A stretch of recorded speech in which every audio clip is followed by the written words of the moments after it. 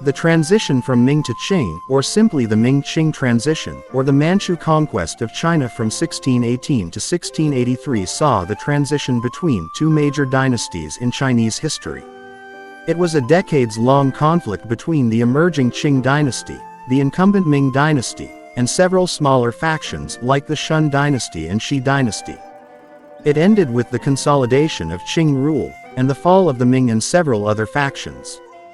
Dulimbai Gurun is the Manchu name for China. After extinguishing the Ming, the Qing identified their state as China, and referred to it as Dulimbai Gurun in Manchu.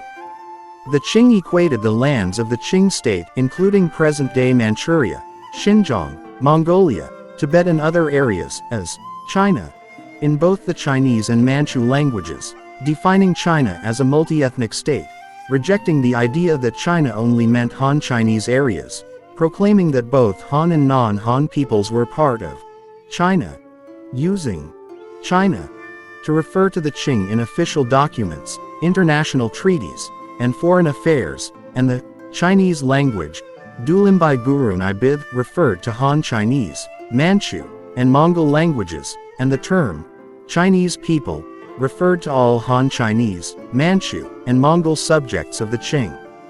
During the Qing, many Han Chinese later found themselves in positions of power and influence in Manchu administration and even had their own slaves. When the Qing defeated Dzungar Mongols in 1759, they proclaimed that the Oirat's territorial lands were absorbed into China, Dulimbai Gurun realm in a Manchu language memorial.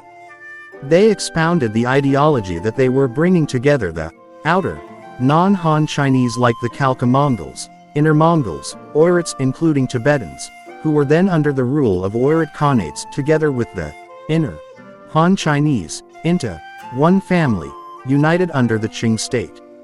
To show that the diverse subjects of the Qing were all part of one family, the Qing used the phrase, Zhongwai Yijia, to convey this idea of unification of the different peoples. A Manchu language version of a treaty with the Russian Empire concerning criminal jurisdiction over bandits called Qing subjects, people of the Central Kingdom, Dulimbai Gurun. In the Manchu official Tulaisan's Manchu language account of his meeting with the Torgut leader Ayuka Khan, it was mentioned that while the Torguts were unlike the Russians, the people of the Central Kingdom were like the Torguts, and the people of the Central Kingdom referred to the Manchus. The rebellions led by Li Zicheng, Zhang Shenzhong, and the subsequent expansion by the Qing was one of the most devastating wars in Chinese history.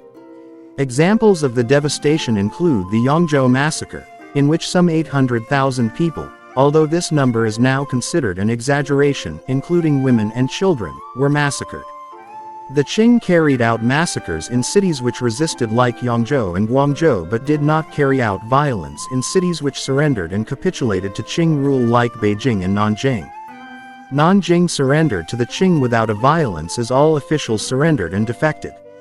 Whole provinces, such as Sichuan, were thoroughly devastated and depopulated by the rebel Zhang Shenzhong. Zhang Shenzhong killed 600,000 to 6 million civilians. A massive famine in Shaanxi had spurred Zhang Shenzhong and Li Zicheng to revolt, and brutality by the rebels was widespread across northern China. This period saw innumerable natural disasters such as those caused by the Little Ice Age, and epidemics like the Great Plague during the last decade of the Ming Dynasty caused the deaths of more than 200,000 people in Beijing in the year 1643 alone.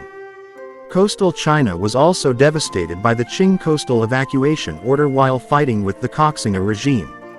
An estimated 25 million people died in China during the entire period.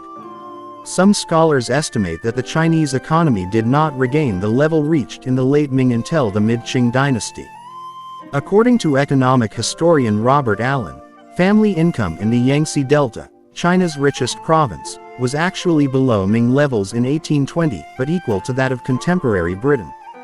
However, the Qing encouraged settlements over larger portions of the empire since these regions offered the best opportunities to improve one's livelihood by clearing and farming large tracts.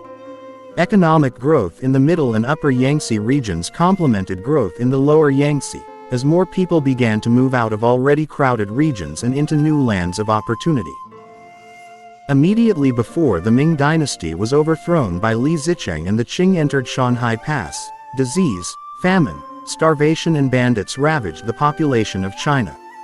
A disease killed half of the population in cities across China from 1640 to 1642, and 3 out of 10 people in Huzhou died of plague and starvation. As the rural areas were hit by famine, peasants abandoned their homes by the millions, bandits took over Huguang, entire parts of the countryside in the middle of China were abandoned. Theft and begging by hungry peasants became widespread in cities and cannibalism spread all over. Famine hit Henan. In 1641, northern China was hit by disease and plague spreading to Huangpi, and plague-infected corpses were the only food available to survivors. A massive drought in 1636 hit Huangpi amidst a series of natural disasters. Plague, locusts and famine spread all over. The plains and villages were hit by bandits and rebels, because starving refugees, orphans who had lost parents to disease, as well as fired postal couriers and soldiers whose salary had been cut off, turned into rebels in 1642 all over China. China's population growth led to devastating death tolls due to famine from cold weather, drought and floods. Soil and anything that was consumable was eaten by people in 1637 in Jiangxi in a massive famine. The massive disease epidemic devastated South Zili, Zhongnan, from 1641 to 1642, hitting the region twice, leaving corpses from the disease all over Zili and killing 9 out of 10 across northern Zhejiang after it spread there from the Grand Canal from northwestern China. Due to the loss in people, crops were not farmed, further exacerbating the famine. The Yangtze River Delta's urban regions, the coastal southeast and the northwest were all hit by massive famine as the grain-producing regions lost productivity. Massive deflation blew up as silver bullion remained in Fujian and stopped grain and payments for famine relief from reaching famine victims. The rebellions broke out because of these famines. Famine hit Hangzhou from 1640 to 1642, killing 50% of the population, forcing the impoverished to eat cocoons and silkworms, and forcing the rich to eat rice gruel. In multiple counties only 3 out of 10 survived when Henan was hit by the 1641 disease plague epidemic. Selected groups of Han Chinese bannermen were transferred en masse into Manchu banners by the Qing, changing their ethnicity from Han Chinese to Manchu.